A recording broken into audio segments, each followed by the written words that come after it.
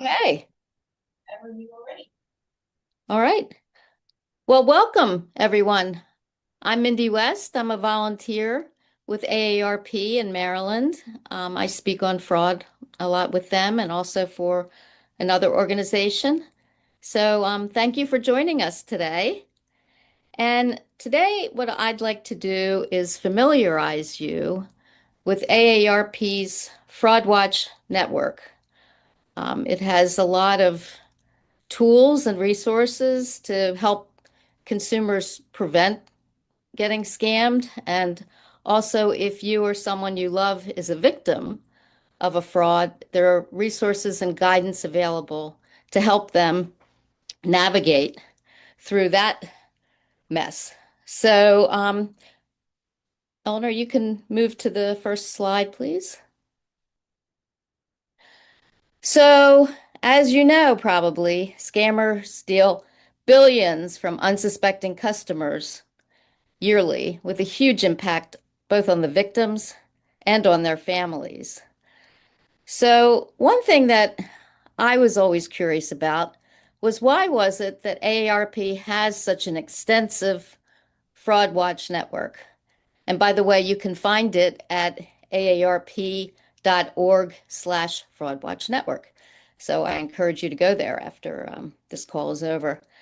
Well, the reason is because the founder of AARP, who was a retired principal, um, Dr. Ethel Percy Andrus, wanted to help seniors preserve their financial security. And certainly setting up a huge fraud watch network helps with that mission. So today, we're first going to be talking a little bit about fraud trends. We will also talk about some of the current scams by category that are out there. And then we'll talk about what they have in common. We can't possibly talk about every scam. There are way too many. But what we will do is talk about things that they all have in common so that hopefully you can recognize a scam if you need to. And then we'll talk about how the imposters and the scammers want you to react to these scams in order for them to be successful. And of course, we do that so that hopefully you can prevent acting in those ways, although it's hard, I will say. And so we'll talk about some prevention strategies. A lot of these you know already, but we'll just go over them. And then some resources that are available to you through the AARP Fraud Watch Network. So why don't we move? Thank you. So I just want to get a sense here from you. Maybe you can raise your hands. How many you think you've been approached by a fraudulent offer, or you know somebody else that has been? A lot of raised hands. Yeah, it's pretty hard for any of us to escape either directly or for a loved one to escape it directly. So, all right. Eleanor, we can move on to the next one. So we want to talk first about fraud and its impact on older adults. And you can go on actually to the next slide. Just to level set here, often we refer to elder financial exploitation and fraud, sort of we lump them together, but here we're going to be talking mainly about fraud, so the issues that are on the right side of this slide. Elder financial exploitation is either somebody you trust or in a position of trust, usually, that they try to separate you from your assets or deny your access to your assets. Fraud, by definition, is an action taken with the intent to deceive for monetary gain. So today we're going to be talking about some of these frauds, imposter scams, um, romance scams, lottery scams. We won't be talking about those two too in depth, identity fraud, but we'll be touching on the categories. All right, Eleanor. So we often think of fraud as only targeting seniors. While in reality, looking at this slide, you can see that actually younger people report losing money to fraud more often than older people. It makes sense to me anyway. Younger people spend a lot of their lives online. So a lot of these frauds and scams happen online. So that would make sense. But what is true is that older people have, are more apt to suffer financial loss than the younger people. The people aged 70 and above had median loss that was much higher. And you can see by this slide that the older they are, seems to be more that they lose. All right, we can keep going, Eleanor. So how much fraud is out there? Well, this is really a hard one to say. There's such underreporting for fraud for many reasons, which we'll go into in a second. It is estimated by the Federal Trade Commission, which is one of the agencies where one reports consumer fraud, that they gave testimony back in 2023 and they said about $158.3 billion is what they thought Americans had lost for 2023. However, what was reported with the Federal Trade Commission that year was 10 billion in loss.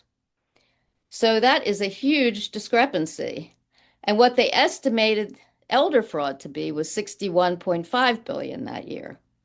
Now, the other agency that also maintains reports is the FBI, and they reported 16 billion in cyber fraud for 2023. So you see there's a huge connect between the amount that's probably lost and the amount that's reported. And these reasons are many. Some is shame. A lot of people are afraid and embarrassed to report it, or they may think, well, what's the point? No one's really going to do anything about it. And then there is that lack of centralized reporting, because remember what I said, some reports go to Federal Trade Commission, some go to the FBI.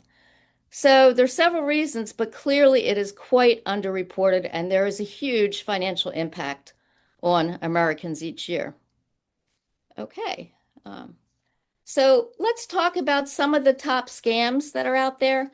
Again, I can't go into all of them, but what I'd like to do is touch on a couple of categories and talk about what are commonalities between them. Eleanor? So let's talk about imposter scams first. Now, as the name implies, these would be where someone is pretending to be someone else in order to try to take your money. These can range from businesses to government entities, such celebrities. So it can be, for instance, and time of year really makes a difference between who probably they want to pretend to be. So, for example, around tax time, you often have IRS scams. Around the holidays, you often have Amazon scams or package scams, UPS saying we can't deliver your package. The postage hasn't been paid. Click here, pay us the postage, we'll deliver your package. They may ask for sensitive information or payment. They usually do. What we suggest that you do is disengage and stop communication immediately. Legitimate organizations do not contact you out of the blue and ask for this information. And if you are concerned, because they try to get you concerned, contact the entity at a number that you know is their actual phone number. So even Amazon, as difficult as it is, you can find a number for them and their customer service number. Call them up, make sure that it really was them. Chances are it was not. All right, Eleanor.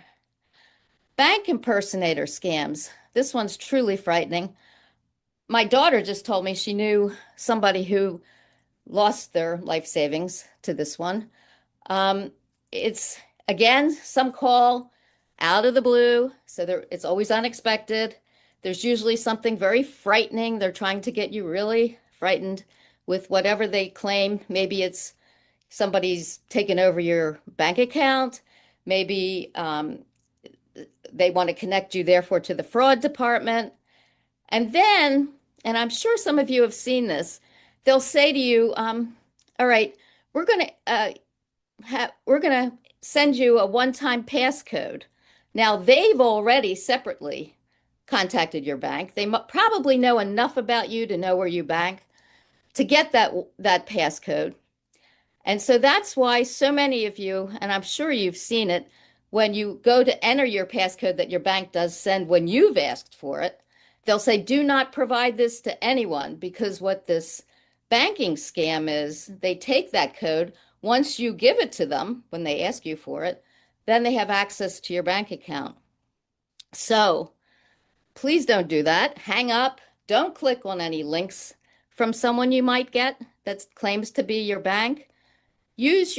Go back to your bank statement or your credit card, find the bank's number, call them to verify, and then report the scam to the bank's fraud department. Okay, next one, please. Tech support scams. How many people here have gotten this notice, it's usually a big pop-up with an alarm. Do not turn off your computer. It has a virus. How many of you have run into that? You can just raise your hand. Yes. And it's scary, right? I mean, all of a sudden your computer just, you press the keys, nothing happens. Often they try to, it gets you really worked up. Well, what they would like you to do usually is to call the phone number that they say to call. Please don't do that. Because what they would do then, if you did get a hold of them that way, is they're probably going to ask for remote access into your computer, and then they'll be installing malware, and that's really hard to remove. So don't call the phone number that they have. Shut down your device immediately, even though that blaring alarm is telling you, do not shut off your computer. Shut it off. Call the number that you know is maybe Microsoft or Apple, whichever may be the case. And if you think that maybe your computer is compromised, take it to some technician that can look for malware for you. I had to do that once. And they'll find it. They'll clean your computer for you.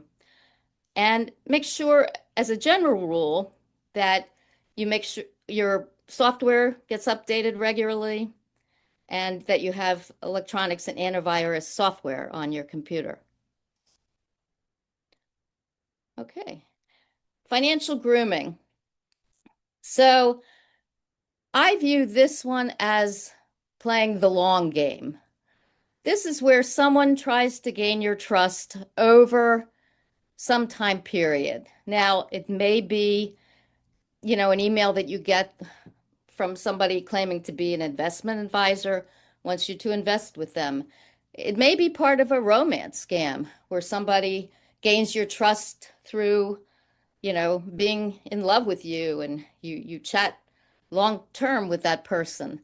In any case, usually or it could be LinkedIn, somebody that says, I admire your career. Please tell me more about it. And the two of you start, communicating. And then eventually this person says, I have some investment opportunities for you. So over time, this relationship builds.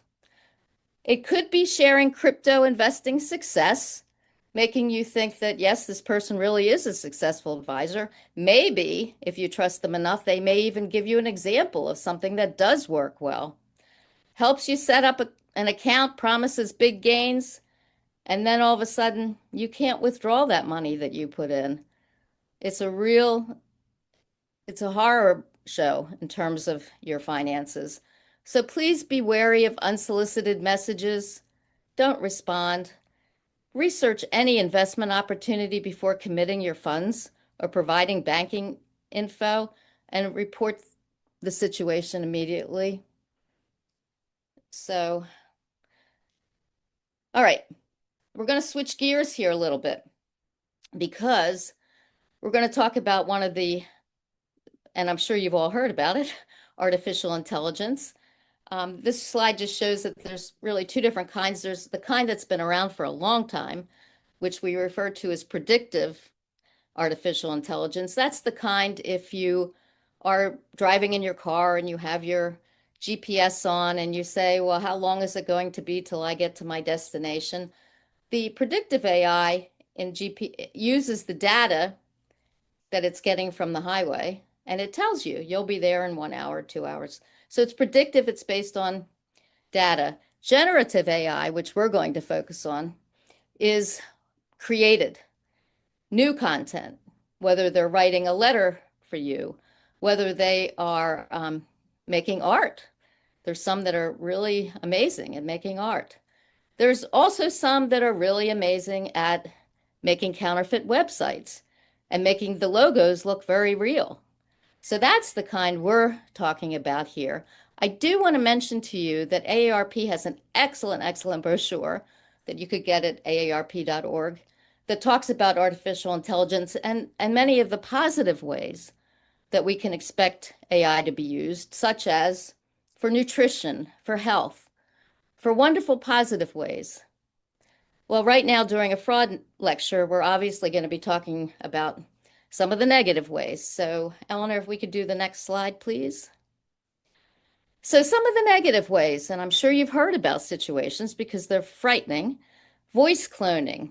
It doesn't take much of a voice for AI to be able to make it sound just like your loved one. And my brother actually almost fell for something like this. He picked up the phone. It was his wife's voice, and she was in trouble, and he panicked. He didn't end up sending them any money, but it truly got him upset because it sounded like her, and he kept trying to call her and he couldn't get her. So voice cloning, fraudulent texts and emails. It used to be that we would advise people to be careful of texts and emails where there's a lot of spelling mistakes because probably they're fraudulent. Well, guess what? With AI, people that even don't speak English can make very grammatically correct texts and emails. So that tip doesn't really work so well anymore. Photographic like fake images. Again, websites, fake websites. The logos look identical to the logos of legitimate websites. Fake videos. We've seen these on the news where they'll show how they can make a video that you could swear came from that celebrity when in fact it didn't. And then the fake websites that I've referred to. So you have to be really careful, particularly if you're Googling for a website, because often the fake websites show up first. And supposing you want to book an airline ticket, it's a fake website. Well, unfortunately, you're not going to be flying anywhere and you're going to be out that money that you provided for the ticket. So, okay, Eleanor, next slide, please. So, payment methods. Well, one way that you can really help you and your loved ones is to become familiar with some of the payment methods that the criminals like to use. Next slide, please. Because even though there's many, many, many different ways of committing a fraud, there's certain payment methods that the criminals prefer because it gives them anonymity and it's outside of the banking system for the most part. The ones that they prefer are anyway.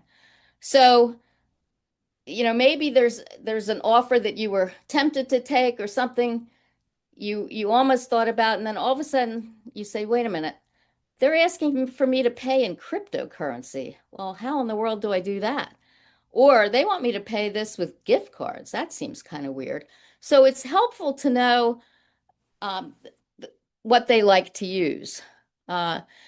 Still the most popular, if you can see on the right side of this slide, are the total dollar loss. So you can see that by far bank transfers or payment create the most loss. So that'd be like your wire transfers. That would be, for example, if there were a banking imposter and they claim there's trouble with your account and they say, okay, just let's wire your money to a safe account. Well, wrong. You're wiring it to the criminal. But anyway, so that you can lose a lot of money in a very short period of time.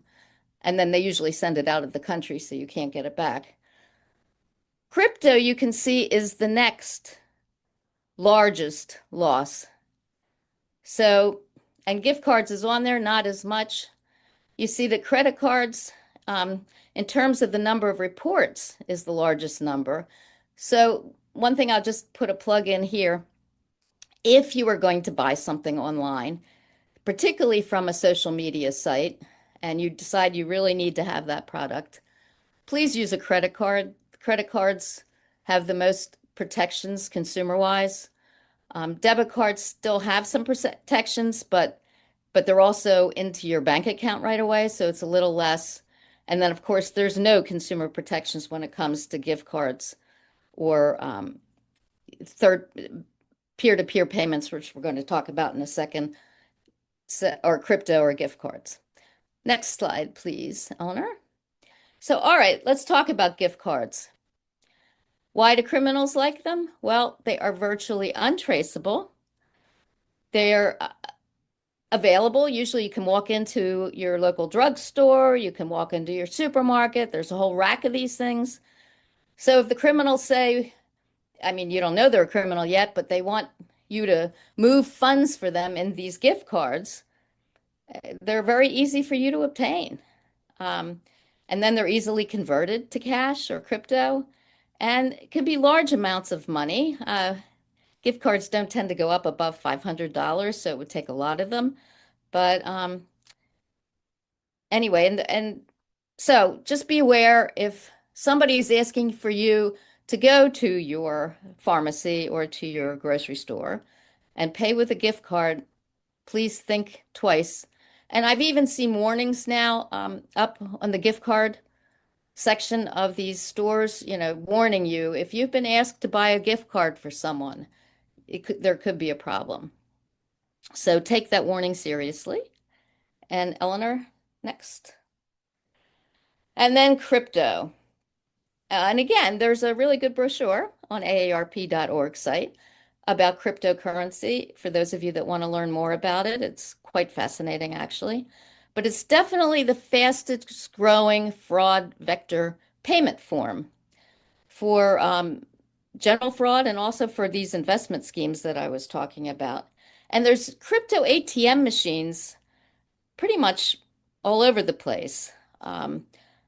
I did not realize this, but if you go to your local supermarket, chances are you may find a crypto ATM machine. Now, some states, and this actually AARP has been quite active with this, some states have been adding consumer protections to these crypto ATM machines because of the fact that people can lose so much money so quickly.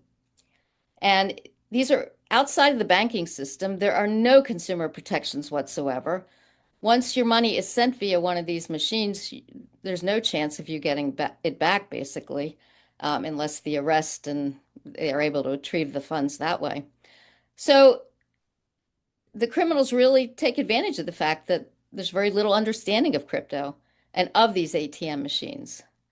So Maryland is one of the states where I live that does have some protections on them. They need to register the machines. There's also usually a waiting time from when they can get the funding. So there are some states that have it. Hopefully more will. But for now, it's still a pretty heavily used anonymous, the criminals can get the money this way and nobody can trace it. And that's one of the big things about crypto, the fact that it is not traceable at all. All right, Eleanor. And then I want to talk a little bit about these peer-to-peer payment apps. Zelle, Cash App, Venmo, they're very popular. How many of you use those for family and friends, for example? Yeah, I mean, I often pay this way for my friends. Yeah, it looks like a lot of you are familiar with them. Well, I think for your friends and family, it's just fine. Just be very, very careful. And I would suggest not using them. For example, if you were to buy something off of a social media site or some seller that you're not that familiar with, or some website that you might have Googled, because you don't have the same consumer protections that you would have if you were to use a credit card for those transactions. So And oftentimes, we talked about AI and generative AI, these fake websites that are set up, they're going to want payment probably by one of these peer-to-peer payment apps. So, and you're not going to have the protections to get your money back. So just be careful. All right, Eleanor. All right. So now I just want to briefly touch on what do the scammers want to have happen when they reach out to you? Next slide, please, Eleanor. Well, they want you to get really, really upset and worked up. So when my brother got that call that his wife was in trouble, or when you get that call from somebody saying your bank account has been fraudulently used, or when you get that text from the IRS saying you owe back taxes and if you don't pay up, you'll be arrested, or you get the text that's been going around recently that you missed jury duty and you are a criminal, but you can pay up and they'll let you off. Well, all of these, get you into this state of frenzy. And it's hard for you to even think straight. And that's what they want. The last bullet point, the isolation or loneliness, the romance scams play big time on your emotions. And you can't think when your logic is blocked when your emotions are high. All right, Eleanor. So, how do they do that? Well, there's usually that unexpected call, that text from your bank, the text from this person that's seen your profile and is madly in love with you, that text on LinkedIn, oh, your career was so inspirational, please tell me more. And then there's usually some kind of emotion involved, whether it's, you know, the loneliness, whether it's pride of, from your career and wanting to help someone. Um, so, and then there's an urgency. There's usually always an urgency where you must pay now. You must do something right away. Do not call anyone. You must do this right away. So I would actually add to that a fourth, which is secrecy, because often the scammer says, don't tell anyone about this. This is between you and me. So those are common elements and things that if you happen to be engaged in some kind of conversation like this, just think about this. Why am I being contacted out of the clear blue? Why am I all of a sudden in this tizzy? And why do they want me to pay right away? And why can't I tell anyone about it? Just please be aware of these and think about them. Okay, Eleanor. And so AARP has come up with, many of you remember, I know I do, when the fire department came out with their stop, drop, and roll to help put out fires. Well, if they were on you.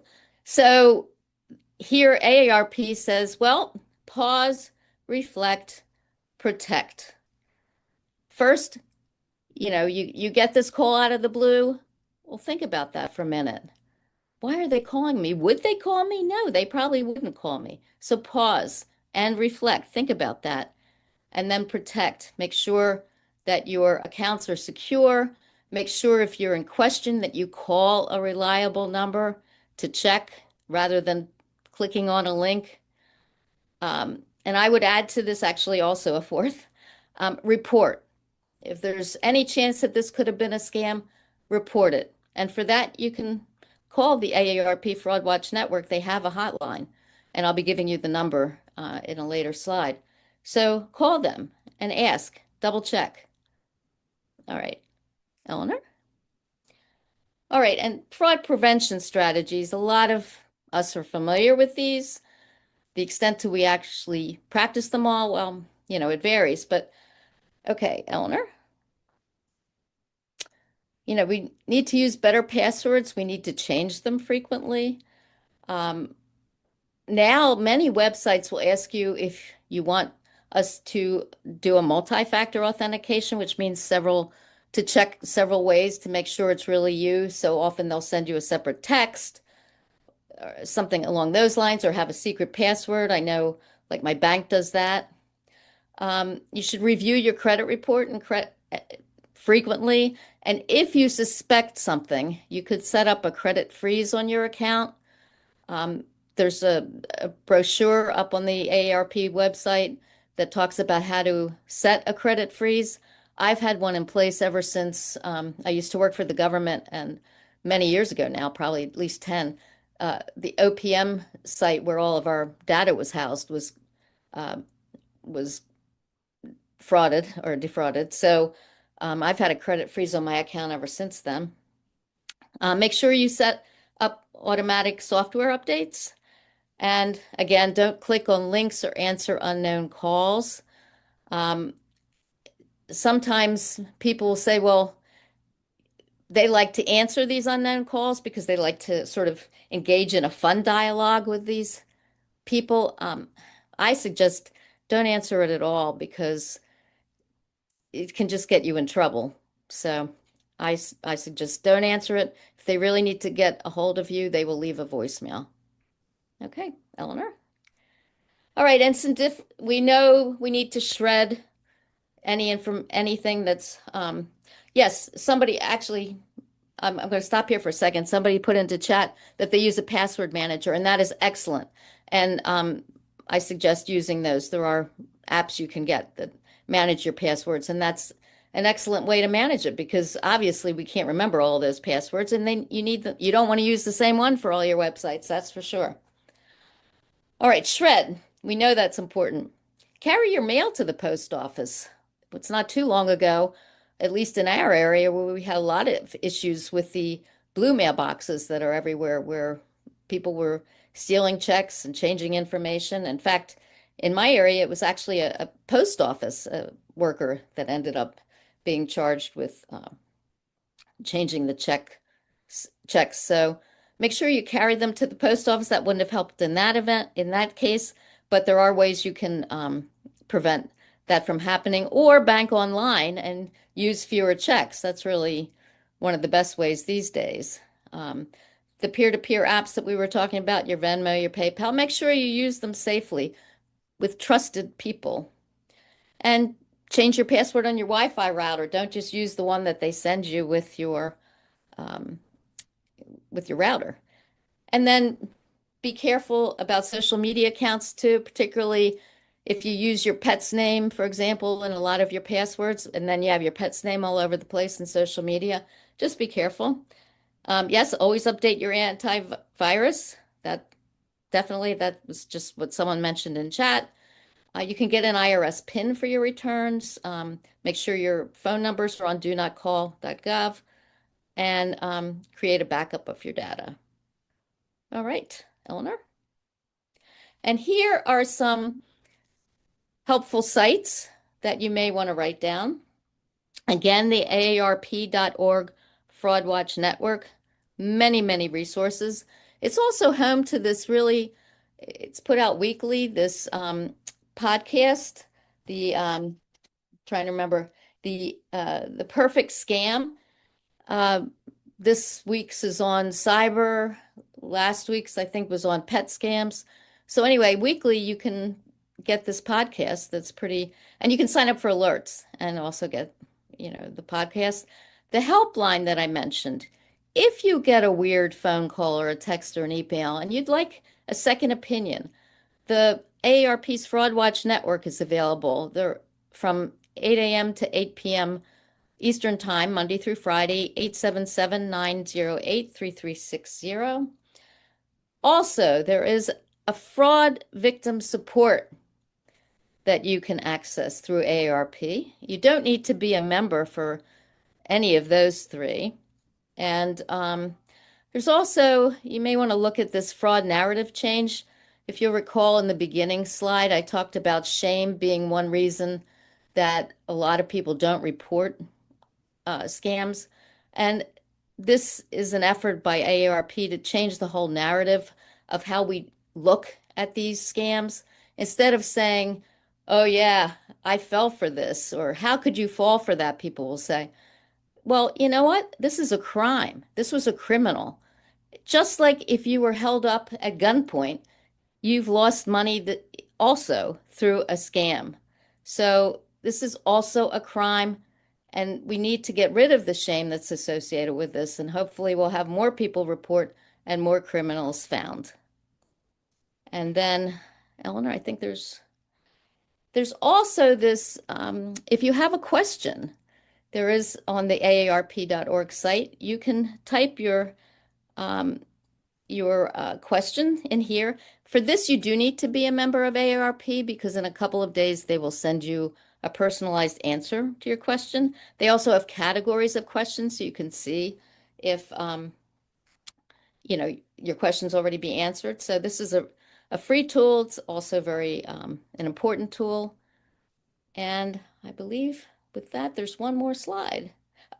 Yes. So we ask that you share some of this information with your friends and family, because if you can spot that scam, hopefully you can stop it. So thank you. And I think we have another question in chat. Let me go back. Yeah, there was a question on how to change the password on your Wi-Fi router.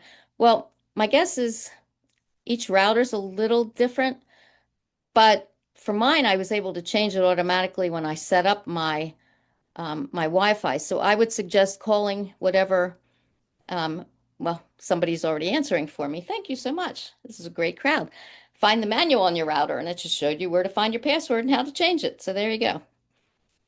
So thank you, whoever put that in. Any other questions?